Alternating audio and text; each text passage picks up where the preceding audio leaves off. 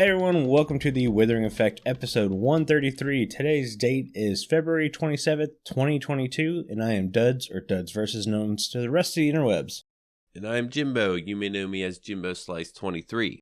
So what have you been up to this week, Duds? Farming. I really wanted to take advantage of the light block we have on Ripple Effect. Now, the light block is in the game in creative mode. Mainly for map makers, there's no real way to have it in survival mode. Unless you got a winter. We got a winter who's creating tons of crazy, awesome data packs. And one is... Winter Graves, not this season. Yeah, not just the season. Though he can make winter on the server. I am 99% sure. Oh, yeah, I'm sure of it.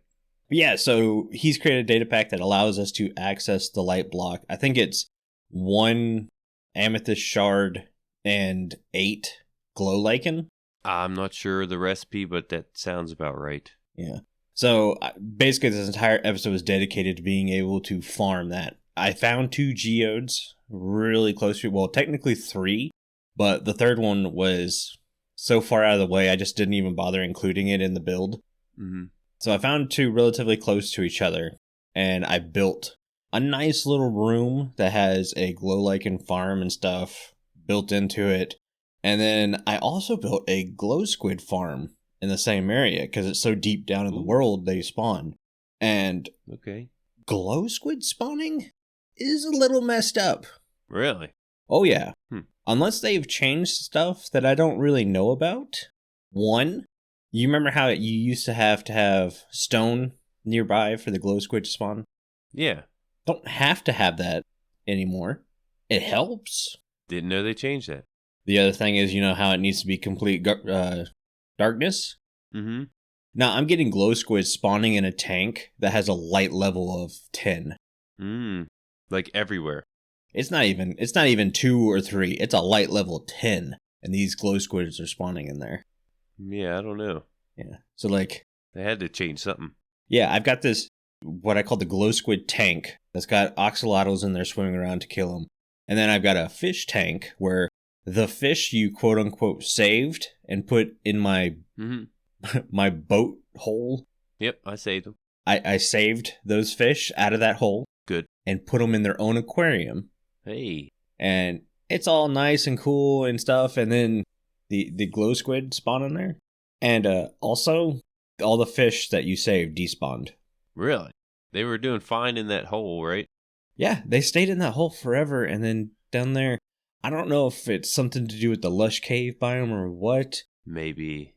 At first, I thought it was axolotls spawning in that tank and just killing the fish. Oh, okay.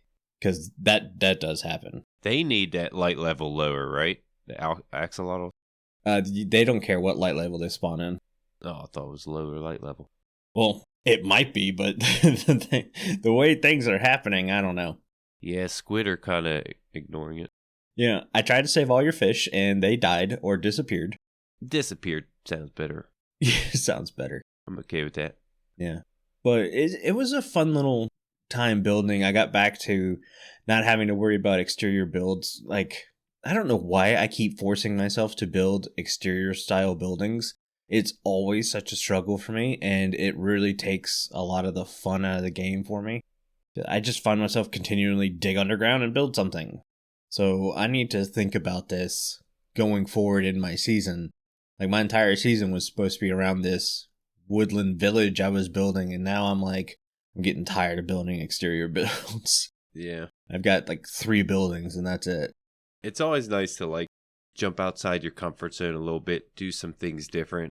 But there's always I don't know, there's always something that you really enjoy, that you really like, that you've been doing, that kind of takes you back there.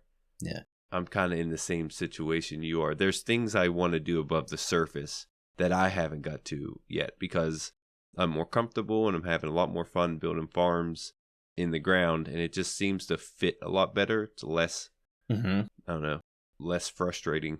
I can mold a build underground. Yeah. And above ground, you have to create from nothing.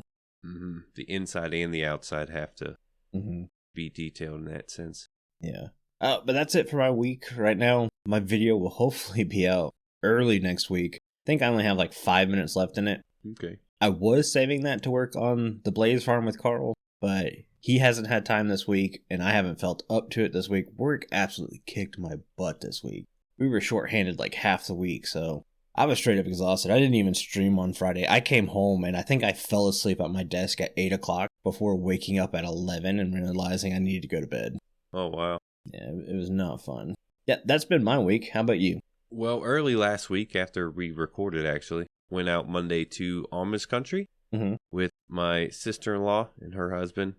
We had a really good time, actually. Stayed at a cabin, really nice cabin, and just got to see some things around there. I don't know, there's a lot of shops, a lot of thrift stores, things they make, and no, it was a good time just hanging out at the cabin. I did kind of get a sore throat out there, probably from going place to place, and ended up getting a sore throat. And I was sick the past few days, and yesterday I was really sick, and I didn't think I was going to be here this morning, but here I am feeling a lot better. Still a little bit under the weather, but feeling pretty good. But yeah, just wanted to mention that, I went out to Amish country. It was a lot of fun. Didn't really get any pictures, or else I could have shared some of those. But it's really cool to see the way they live and how they pretty much make everything. We got some really good ranch that they made, like homemade ranch. Oh, it's so good. Anyways, besides the food and all the other stuff, Minecraft wise, I built 2 farms in my base. Did this all within that one day. I was out of Amish country, didn't have time to record because I was away, and I was there for a couple of days, and I got back and ended up making this episode in almost one day, besides the editing. But, just recording back and forth, and I did it again. I didn't stop and do my editing after recording stuff, and it kind of mashed up into the episode, and I got really late in the episode, and then I was editing, kind of shortened it down a little bit. I don't know, it's always a mess. Always ends up a mess if you don't stop and edit after you record some clips. Yep. But it all came together in the end. It seemed like a lot more effort than if I were to just record after clips. But ended up finishing that. It's coming out. Came out this morning. It is Sunday. You'll be hearing this Wednesday, but yeah, make sure to check that out. Built two farms, and I did some redstone on my own. Some of it I'm proud of. Most of it I'm not. So hopefully you get to see that. Yeah, that's kind of the way this episode went for me. The first 10 minutes, I was like, I'm going to dedicate to doing this glow block farming area. And I'm 15 minutes into it now, and I go, well, I can't start another big project today. So yeah, you're going to have to do something smaller. Yeah, I had plenty of time in the episode just to do my sugarcane farm. But while not editing, I went in and threw the kelp farm in because I didn't think I had much recorded. And yeah, I didn't even need the kelp farm in this episode to make it a full episode. Yeah. But I ended up throwing it in at the end real quick and showing some things. What was I say? The differences in our styles. I built a sugarcane farm. First minute 30 seconds of the video. That's it. Done. Moving on. You build a sugarcane farm. Could take the entire episode if you really wanted it to. Yeah. Well, I was doing a lot of redstone on my own, which is something I haven't done in a while. Yeah. And it's actually a lot of fun trying to figure some things out. I have fun. It's like a puzzle to me with the redstone. You just got to put all the pieces in place to get the contraption to do what you want it to do. And when you figure that out, there's nothing better. So exactly. I ended up figuring out what I had to do, and works great. You'll see. Well, shall we get into the news? Yeah, a little bit of news. Little bit. Just a little. Not being sarcastic this time, guys. It quite literally is just a little bit. So 118.2 has a release candidate, and whenever we see release candidates, that means like it's right around the corner to being put out there. I have a feeling it's going to come Monday or Tuesday. We're going to see the 1.2 or 118.2 release. Yeah. It's mainly a lot of bug fixes and then moving a lot of structures and biomes and stuff with this new tagging feature. Winder was talking a little bit about it. From what he says, it's a huge thing that's going to help a lot of map builders. He's super excited for using it. So we'll have to wait and see. But there were like 2 bug fixes for this release, such as some of the custom dimensions the settings would cause the server to stop running but not crash, which is a little weird. And then some of the World Gen data packs can kill internal servers. So yeah, not sure what a lot of that means other than it's obviously not good. Right. Yeah, we haven't had any of those issues, but nice to be fixed.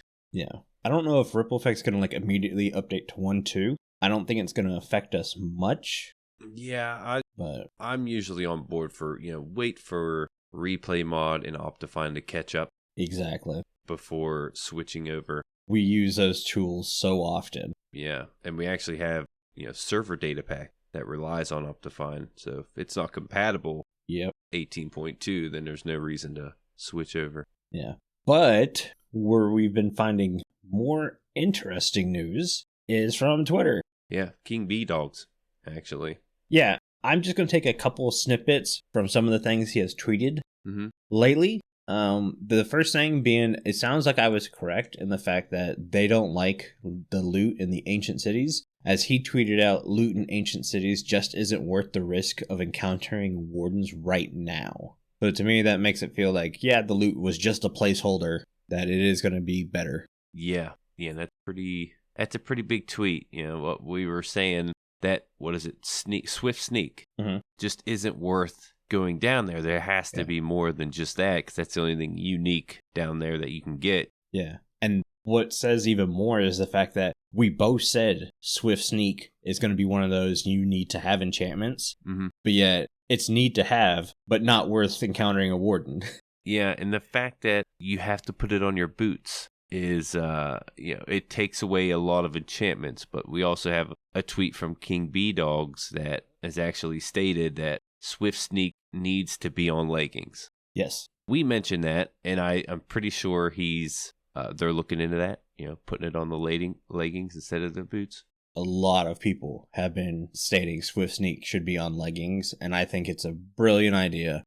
And it looks like they are also thinking it's a good idea. So, yes. Yeah, when you sneak around, you kind of, you do the bend, and that requires your knees to bend. So it would just make more sense to be on the leggings. And the leggings don't have its own unique enchantment. There's nothing really unique about it. Now, that being said, talking about the loot again, I think the loot has to be better than in-city loot to be worth it. Oh, okay. That's just my opinion. I'm looking for a unique item. I mean, there's a Swift Sneak. I'm pretty sure that's the only place you can get it is in the deep dark, but I don't know, something more than that.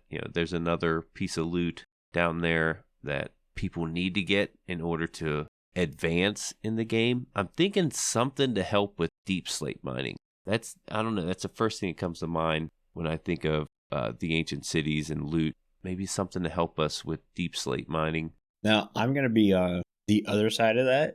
I know a lot of people were like, I need instant mine for deep slate. I've not had a problem digging out deep slate with efficiency 5. Yeah, it's not instant mine, but I found I don't take the time to set up a beacon unless it's a massively huge dig. Yeah, that's true. But I agree with you, like, unique items would be really nice.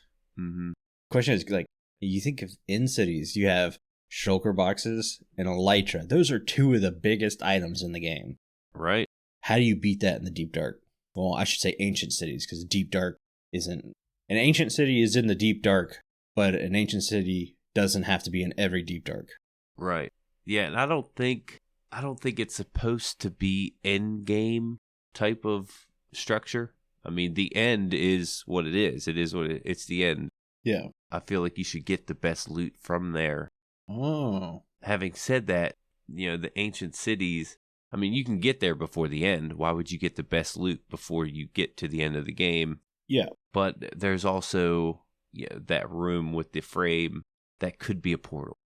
Maybe you need something from the end to bring back to open this portal up to then advance even further through the portal, which then could get the end game material. I don't know, just spitballing. You walk through the portal into Minecraft 2. Yeah, everything's round shaped. Too far. We went too far. Too far, Jimbo. Too far. Yeah, Kingbdogz he's keeping up with the community a lot. I love it. He's always tweeting out different things, questions, and he's usually got the answers. There's some things he tweets out. I'm like, is he allowed to tell us this? That's how helpful he's been. Yeah, and he mentions that ancient cities are really nice and stuff, but they're having a lot of problems with aquifers and other biomes colliding with the ancient cities that are ruining some of the experiences. And I agree. You're seeing a lot of times a biome will collide with the ancient city, and you'll get like skeletons and creepers inside an ancient city. Right. Which should not happen. And now those are setting off the warden. I like the fact that other mobs can do that, but yeah, you don't want to get rid of that ability because it would make going after skulk sensors and stuff like that useless to use in other situations. Right. Because I know a lot of people who are relying on mobs interacting with those sensors to create farms and games and stuff like that. Right. And it's fun watching the warden chase after bats. It really is. The other thing is they're not happy with the deep dark biome placement. We saw this, and I just mentioned it. Not every deep dark has an ancient city. There are blobs of deep dark everywhere, and they don't necessarily have to be deep in the world. It looks like they're wanting to work on that a little bit. Not so much blobby like. Yeah, I mean, it has to be below deep slate if you think about it. I mean, anything deep dark would have to be below the normal Y levels, you would think. In the name deep dark. But there's also the fact that you kind of got to find it randomly. I'm still looking forward to when they're going to give us, if they give us, the thing that kind of points you in the direction of the deep dark, because we don't have that right now. You kind of got to find it. Yeah. Which is hard. At least the ancient city, deep dark, like you said, there's patches and blobs of it around. But yeah, the ancient cities seem to be really hard to find. Hopefully we can have another way to find those a lot easier. Yeah, exactly. And a cartography map is the best, easiest fix, I think. You're right. I still like the idea of an archaeology dig site. Yeah. Should be like right on top of an ancient city. I like that. Yeah, that's kind of all I have for news. It was a light news week. We got 118.2 coming, and we had a couple tweets reading into. I hope that, what is it called now? Carl always calls it Caves and Cliffs Part 3, so I never remember the name. Is it the Wild Update? The Wild Update, yeah. Yeah. I really hope that comes out soon, like early summer. Oh. And we're not waiting till late summer for it to release. Yeah. Now, there was a bit of... I couldn't find it again. See, this is the problem. I hope Mojang works on their mojang.net, because I want to say there was a release with some mangrove biomes attached to it. Yeah. So we can check those out. But I couldn't find news on it. It's like the articles will pop up there and then they disappear at the same time. And I'm just like, ugh. And I didn't see anyone talking about it either. I think I saw a thumbnail. It might have been from Exuma. It might not have been, talking about the mangrove trees. It might have even been... Yeah, I think it's pre-release 2, where they give the mangrove biome review. Okay. 118.2 pre-release 2. Aubni was speaking in live chat saying that it wasn't released, it was just a video by Joppa. Oh, okay. Yep. Okay, then I was wrong. So that's why I couldn't find it again, because it wasn't in the news. Still got the same feelings with the mangrove roots. Looks like they didn't change them. Yeah, so far it doesn't look like a ton has changed. It does look cool. I mean, it's a different looking swamp. Yeah, they do have a little bit of texture differences. I'm still not a fan of the root block. Like, it looks better. Yeah, a little bit. The leaves I really do like. Those are really cool. I can't tell if these are the same old vines or if they're newer vines. They gotta be the same vines we already have in the game. The log itself is a decently cool texture. I'm not a fan of the orangish stripped version of it. We already have 2 oranges in wood types. Yeah. So I kind of feel meh. I would have kind of hoped for a more grayish stripped texture. That's what I was thinking it would be, because it looks a little, I don't know, pale.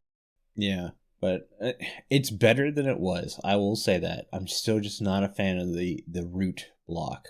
But then again, I think once Vanilla Tweaks gets their hand on that texture, you'll see what they do with the the bushy leaves. Mm-hmm. And I got the feeling they'll do that with the root block, and that'll make it 10 times better. Yeah. Why bushy leaves are not in vanilla Minecraft yet, I don't know. It's like the best thing when it comes to texture packs. Right. Yeah, it's one of my favorites. Should we move on to listener comments? Yeah. All right. We've got one from Omni last night. I was playing on the server, and I was like, hey, Omni, we don't have any listener comments. You got something for the show? Or news was a little light this week. You got something for the show. And he made mention that why doesn't the pickaxe have a right-click effect? And if it did, what would it be? And obviously talking about like how you can use the shovel to make paths. Well, you used to be able to block with the sword. So a pickaxe, if it had a right-click effect, what would it be? And I was trying to think of other ways to use a pickaxe that might make sense. And I thought of tamping. Do you know what tamping is, Jimbo? Yeah, like compressing.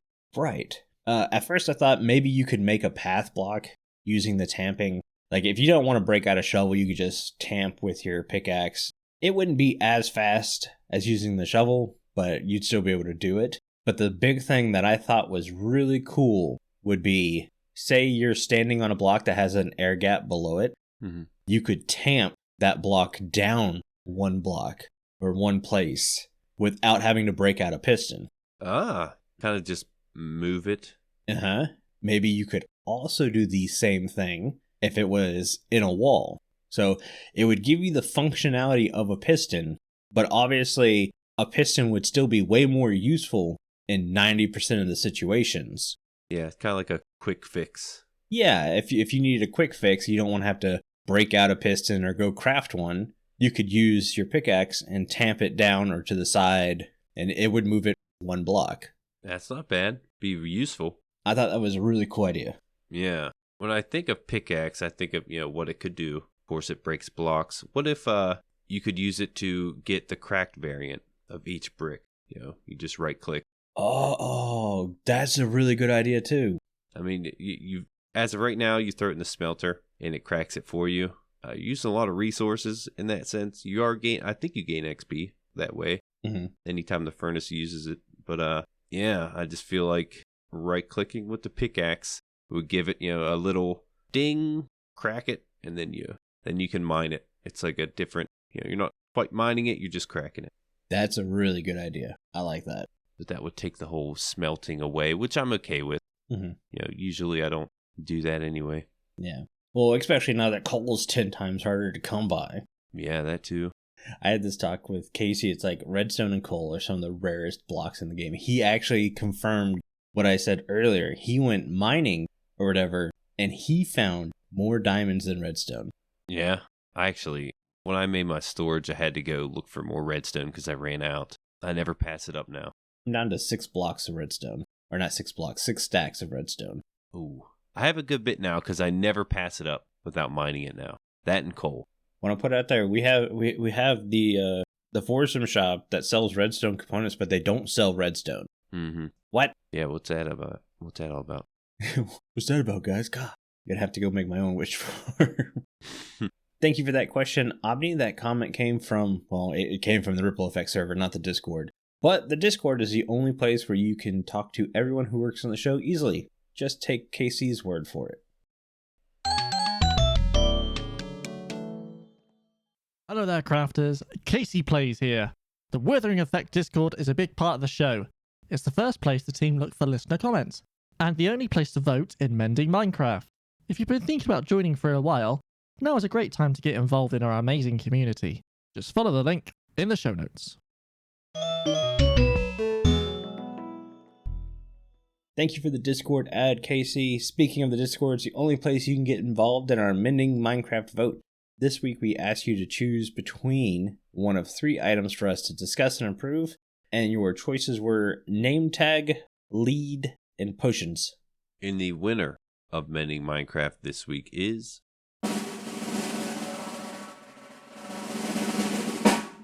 lead. This is a good one here. Yeah, I don't think that was a hard choice. Yeah, you got a good bit to fix here. I know you've been wanting to get your hands on it too. But lead had 24 votes, which was the most. Potions in second with 18. That wouldn't have been bad. and name tag with 11. Yeah. So a few things on the lead. Leads are tools used to leash and lead passive and neutral animals, golems, and some monsters. Using 4 string and a slime ball crafts 2 leads in the crafting table. Wandering traders also spawn with 2 trader llamas, each held with a lead, which can be dropped and collected. Multiple mobs can be held by leads at once, but each mob held requires its own lead. Man, I can't read today. I just wrote these out. We'll blame it on the fact you aren't feeling well. Yeah, we'll blame it on that. With a mob on a lead held by the player, using the lead on any type of fence. I can't read at all, I guess. Using the lead on any type of fence or wall, which is a bedrock thing. Didn't know that. Attaches the lead to it with a visible knot, tying the mob to it. A lead can be stretched a maximum of 10 blocks before breaking. Okay, that's over with. For future reference, Jimbo, your notes, if you put a space between each one of them, it might be easier to read. Like, you guys can't see his notes, but it's just a giant paragraph of text he's having to read through. It's my notes. That's not it. There's a dash in there. Whereas, like, you go up to the news and you see line of text, space, line of text, space. You can tell the difference in how we make our notes. Well, I got limited space here. Well, you can increase the cell size. Who wants to do all that? All right. So, fixing the lead or mending the lead. A lead in Minecraft is super cool. It's a great idea. It's a very useful tool. But it's 10 times more awesome when you get to use it for decoration. Some ideas. Let's change the texture to be more rope-like. I keep wanting to bring ropes into Minecraft, and the easiest way for me to think to do that is to switch up the texture of the lead to be a bit thicker. Mm-hmm. Be a rope. I don't know how easy this is. I might be saying this, and Mojang does. If you're like, he's nuts. You don't know how hard that is to change that texture. Maybe. I mean, the lead is a rope, so nice to have that texture. Yeah, but in the realm of it, it looks like string. Yeah. It doesn't look like a rope. Like elastic string. Well, actually, it looks more like a rubber band. Yeah. But some of the fixes allow me to click on a fence and drop one end of it. So if I just want that knot feature applied to the fence, I can have it. Okay. The other thing is to let me tie the rope between 2 fences. So I can knot it at 2 ends and have the rope stretched between them. I think this is something everybody wants. Mm-hmm. And then one of the last fun things, I kind of had the idea, is if you attach a rope to a fence. I say fence because Java can only do fence. I know Bedrock players can do walls too. Think of them in there too. But if you attach a rope to a fence, or a lead to a fence, I keep saying rope, and you attach it to a second fence at the same XZ coordinates, but different Y value, you're allowed to grab onto the rope and slide down it. Okay. So it would be like the weeping vine or whatever in the nether. What if you can make like a zip line out of it? That'd be a lot of fun. That would be really cool too. But I would say you would need an extra piece of gear. Yeah, you would need another item or something along those lines. Yeah. Those zip lines would be really cool in Minecraft. Yeah, I don't know. I feel like a lot of people have been asking for the lead to do a little bit more than what it is. Yeah. Leads are cool, and they can be useful, but most people use like food or crafting tables and beds to move things, because you can't lead a villager. Right. Minecarts are generally easier to move mobs around too. Yeah. Because if you're having to do the same path over and over again, just make a minecart path. Send mobs to there that way, because leading them can be a hassle. The rope breaks. Like, I know it says 10 block thing, but like a mob will get distracted and they just randomly stop moving. And like, come on, walk up this 1 block tall little ledge here, man, and they won't, and it just breaks the lead, so you gotta walk back and re-lead them. Or else they're hanging there in the middle of the air. And if there's another fun fact, if they're hanging there, they actually gather fall damage as they're hanging there. So Wow. as soon as they like hit the ground, Splat. it's pretty much, yeah, it's curtains. Oh, man. Here's another thing I didn't see. A lead does not prevent mobs from despawning if they normally would despawn. So if a mob on a lead attached to something, it might not be there. And see, that doesn't feel right to me. If I tie a mob up with a lead, it shouldn't despawn. Right. And here's another one. I didn't see this. A lead can be used to remove a mob from a boat without needing to break the boat, if a mob can normally be leashed. So you're telling me... What? Yeah, if there's a chicken in a boat, I can lead the chicken and just pull him out without breaking the boat. I don't know. That sounds like a Bedrock thing. Yeah, it doesn't sound like a Java thing, but then again, I've never tried it, and I've never seen it, so maybe it is. Mm-hmm. I have to give it a shot. Kind of weird. Glad I saw that. Science must be done. Mm-hmm. Yeah, there's some flaws with the lead. And like I said, I don't want to put it down because I think it is a useful tool. I just see so many other purposes that could make it way more, I want to say useful, more cooler to use. Like the decoration side of the lead can be like exponential, whereas the tool side of the lead is very small. Mm-hmm. Even if we just got the ability to knot a lead around a fence post, just that. I don't have to hook a mob to it or anything, just I can grab a lead and knot it to a fence post. That alone is a great decoration feature. Yeah, those aren't bad fixes. I don't really have a fix, and neither does the Discord. Getting through there. Mm-hmm. Well, I think the fixes for lead were kind of obvious. Yeah, we brought up quite a few times different ways that the lead needs some help. Mm-hmm. But hey, at least they're they're free from your local wandering trader. Right. Some people are like, oh no. Gotta get your hands dirty. No, not at all. Sometimes they just break, so yeah. That's the problem with leads. Yeah, I've seen a llama walk off a cliff, break his lead. And his leg. Yep. Main topic time? We're kind of moving through the show rather quickly today. Yeah. Yeah, that's all I got for the lead. All right. So I wanted to talk about how far is too far in vanilla Minecraft. So Ripple Effect this season is pushing boundaries, I should say, in the fact that we're doing a lot of stuff we normally don't do. Bringing in custom currencies, bringing in custom mobs to carry custom currencies, lots of custom textures being made, a lot of custom items being made, and some of these are to help with the content creation side of it. Like we have the weather rod now. And what that does is, so Mojang in their infinite wisdom decided to let it rain more, which honestly, when I first heard it, I went, that's fine. It can be a pain in the butt playing on an SMP waiting for the rain. But it rained every other day on the server. And as someone who's trying to record and I have a limited time to record, I can't wait 10 to 15 minutes for the rain to pass because I can't sleep because it decided to start raining in the beginning of the day. And you can only sleep through thunderstorms, not rain. Right. And I'm just like, ugh. So what Winter has done is he's created the weather rod. Basically, we've turned the weather cycle off on Ripple Effect. It's going to be bright and sunny all the time now. But if a player needs the cycle to change for some reason, say you want to do a shot in the rain, maybe you need some snow effects or something like that, you can use the weather rod, ask the players who are on, like, hey, do you mind if I turn the rain on for a second? Turn it on, get your shot. Or maybe you want to charge Creeper Farm and you're trying to AFK that, no one's on, so you can turn the farm on with the weather rod and go at it. Yeah. These are all quick fixes for something I felt was broken this season on Ripple Effect. Like, we don't need that much rain. Yeah, the only thing is, like, it can get taken advantage of. Yeah. You know, if not careful, people can use this thing at any time.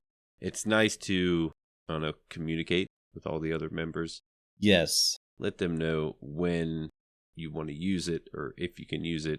Because some people might be recording and, you know, someone's using that weather rod to disrupt your video. Yeah.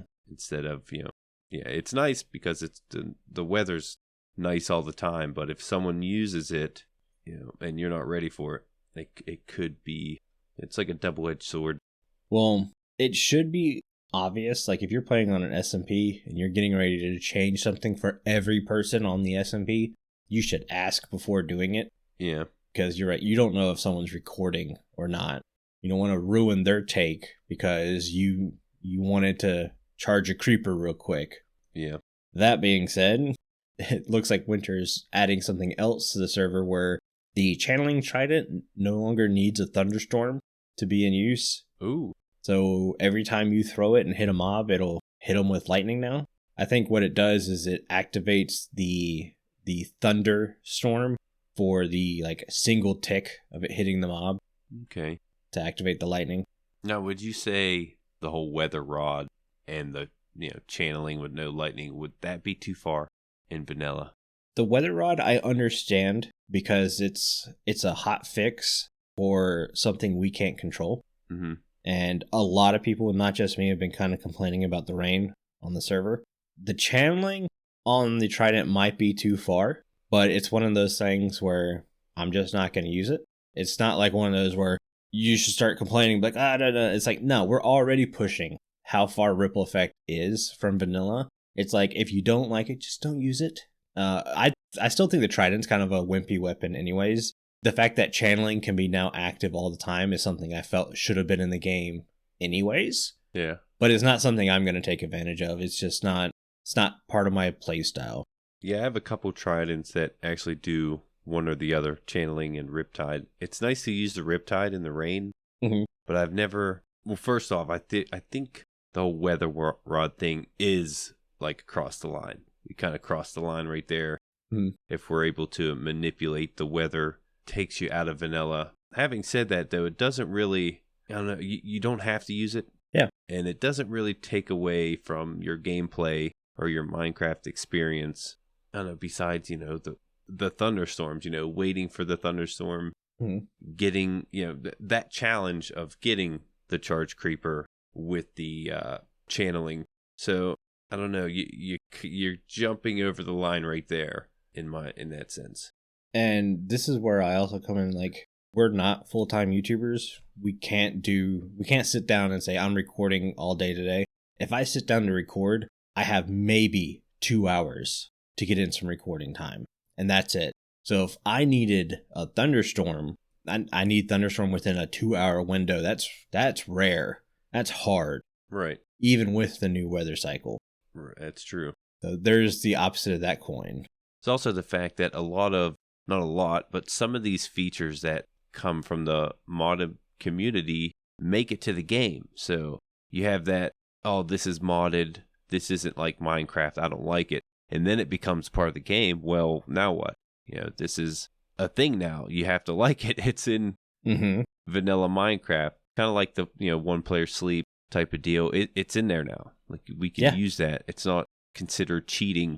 If anyone considered that cheating, I never did. But yeah, some of these things come to the game and make your experience a lot better. So why not use a little bit now? It's definitely, it helps out with content and multiplayer servers for sure. Just that little bit of modded. I'm not a big fan of every item's like a different item you've never messed with before. It's fun, to experience them for a little while, but I feel like...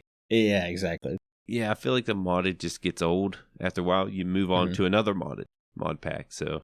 Yeah, and I want to reiterate this. Everything we've been doing on Ripple feels like an addition to the game. Yeah. It doesn't feel like we're changing the core of the game. It's just helping content creators do their thing so far.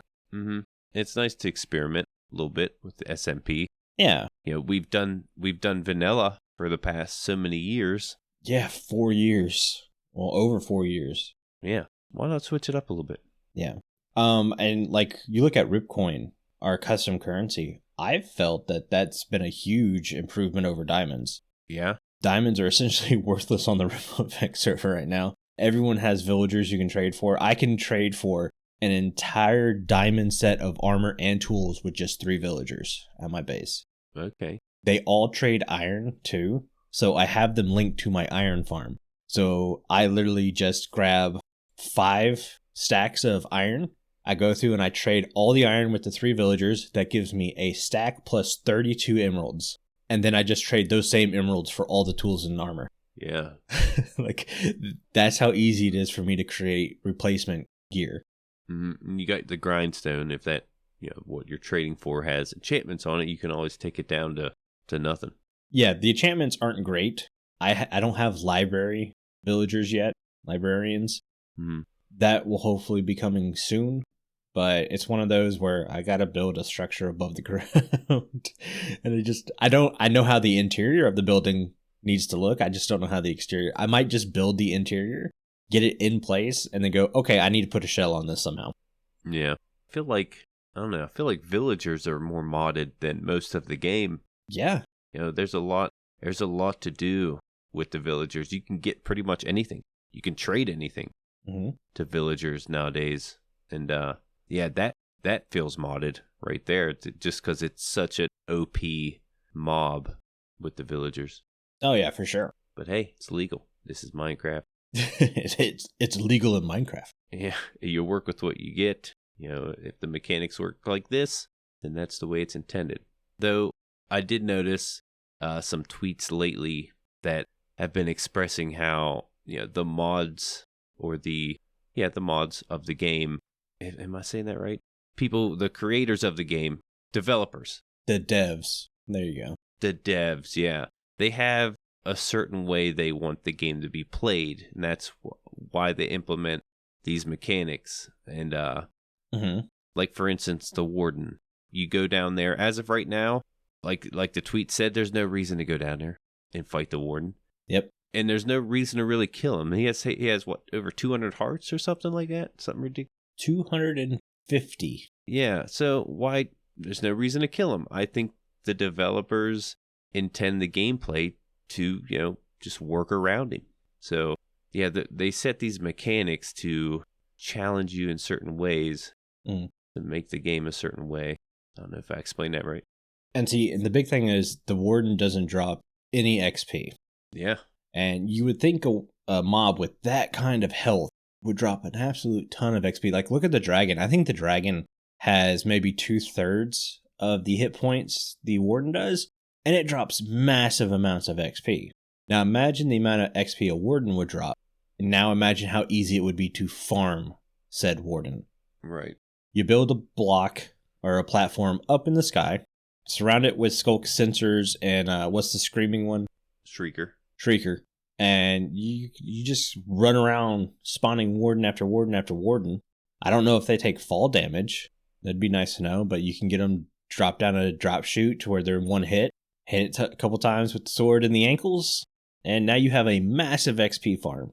OP X farm. Like, it would make Enders look like child's play.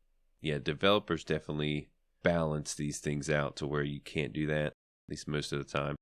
Yeah, I was going to say, and I think the Mojang devs realize that, and that's why the Warden doesn't drop anything, including XP right now. Yeah. Now, the snapshot we got is experimental, so things are subject to change, especially the loot. Yep. Not even close to being done. No. But it's nice we got to have a little look at it. That's another thing, is the whole Deep Dark and Warden spawning out of the ground. This is different than any vanilla game that we've played. It feels modded also. Yeah. Just the different animations and stuff. Mm-hmm. Yeah, for sure. Like, you have to, I don't know how to say this. There's a fine line, because if you were to go back 5 years and show a Minecraft player a lot of the stuff that's in vanilla Minecraft today, they would assume it was a modded version of the game. Oh yeah, it's changed so much. It's changed so much. I mean, just looking at the Nether alone. Everyone talked earlier that the Nether was supposed to be this wasteland, barren area. And then all of a sudden in one update, full of life. Mm-hmm. So. Yep, bunch of new mobs been implemented. Mm-hmm. Especially in 5 years. But yeah, 5 years ago, you'd look at the Warden in the Deep Dark, you'd be like, oh, what kind of mod is this? Mm-hmm. Well, in the game now. Everyone would assume you could dig into the ground like the Warden does. Yeah. It's nice having Kingbdogz there because, he is the creator of the Ether, which is another dimension in the game. But, that's modded. But what if he is to bring it to Minecraft? Then it's no longer mod. That's what I'm getting at here. Things are modded till it's not modded. Simple enough. You are exactly correct on that. Mm-hmm. Remember when the Elytra came out? Yep. Some people were upset. This is this isn't Minecraft anymore, everyone said. Mm-hmm. This doesn't feel like Minecraft. And granted, when you got the wings at first, it wasn't all that useful until the rockets came, but... Yeah, the wings were essentially just a parachute. Mm-hmm. Yeah, but...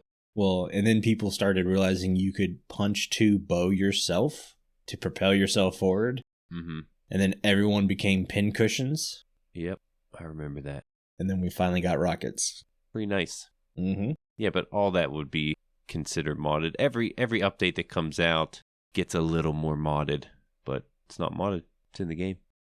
I just wanted to bring that up because I felt there were some people talking about how far SMPs are pushing it now. Like, especially Hermitcraft, they brought the custom textures into the world, and then the whole moon story, it was heavily modded and stuff. It's like, sometimes, like, I think Winter said it best last time I was recording with it. We've been building the same farms for years now. Mm-hmm. It's nice to change it up a bit. Yeah. We're not changing the game up in this massive direction. We're changing the game up to tell stories better. Yeah, we're kind of giving Minecraft its own update. Yeah. It's not the wild update, it's the drop llama update. Yeah. Airdrop llamas and Ripcoin so far are definitely some of my favorite things that we've put into the server. And it's proved a point to be useful and stuff. Mm-hmm. I absolutely adore it. I love the fact that I don't have to waste time mining for diamonds if I really need an item. As long as I'm being active on the server and playing, I'll have a currency to go spend in other players' shops to interact with other players with. Mm-hmm. I mean, the amount of times I run to the shopping district, buy something real quick, you run across somebody, and there's always a chance for content right there. Yeah, though I do have more Ripcoin than I do diamonds now. I have an entire shulker box full of Ripcoin right now. Ooh. Mm-hmm. Doing good at the Guardian shop, huh? No. Honestly, after that very first wave of people buying, most of it's just been playing because I've been consistently active for the last week and a half, 2 weeks. Okay. So I've been able to get a lot of llamas. That being said, early in the season, I went almost a week and a half of not getting an airdrop llama. Ooh. I was starting to think it was bugged and I just wasn't getting them anymore. But then it all came around and now I'm just getting them constantly. Yeah, if there's only so many people on, your odds are better. Mm-hmm. Yeah, I mean, it makes sense, with the mechanics. If you're not playing, then why should you be rewarded the Ripcoin? Exactly. I do like the fact that Winter also put it in loot chest. Mm-hmm. So it's nice to find some elsewhere, not just the llama. Exactly. But if you need some, go find some. Yep. Our wandering trader doesn't trade with emeralds, it trades with Ripcoin. Mm-hmm. So there's another way to spend them. Yeah. The mini blocks we have with the wandering trader is awesome. I love it. Yeah. They're nice, easy decorations. You see that in a lot of SMPs now. Mm-hmm. Mini blocks being used. Mm-hmm. And who knows? Maybe Minecraft will give it to us in vanilla one day. Yeah, I feel mini blocks are something that should definitely be in the game. Mm-hmm. We're seeing, you can get a skeleton skull in the ancient cities now. So they're playing more with stuff like that. Granted, a skeleton skull is very vanilla. That's been in the game for forever. But maybe we'll start to get more. Mm-hmm. Yeah, I'm hoping after seeing that, we could maybe a little bit more attainable. But I think that's going to do it for today's show. Before I have Jimbo read us out, I want to say a huge thank you to all of our patrons who are supporting the show. Our milk level patrons are Aubni, Crock, FragileRock, Casey Plays Games, OB, viperoustuna, and WyreGuy. If you too would like to get access to exclusive benefits and hours of extra content each month, please consider joining at patreon.com/The Withering Effect. And if you like the show, you can share with all of your friends and on social media. If you listen on Spotify, rate and follow us so you never miss a future episode. Or if you listen on Apple Podcasts, leave us a nice review. Doing any of these really helps the show reach more listeners. If you'd like to get in contact with us, send an email to podcast@thewitheringeffect.com, tweet us, leave a voice message, or join our Discord where you can have a chat with everyone who works on the show and fellow listeners. All the links are in the show notes. This show has been brought to you by Jimbo and myself, but also our digital producer Carl. He helps make sure the show ends up where it should be. And the amazing music you hear in the intro and outro is created by the one and only Decoy. Everyone's social media info can be found in the show notes. You guys have been awesome. Thank you so much for getting withered with us. You should probably go drink your milk now. Bye. See you guys.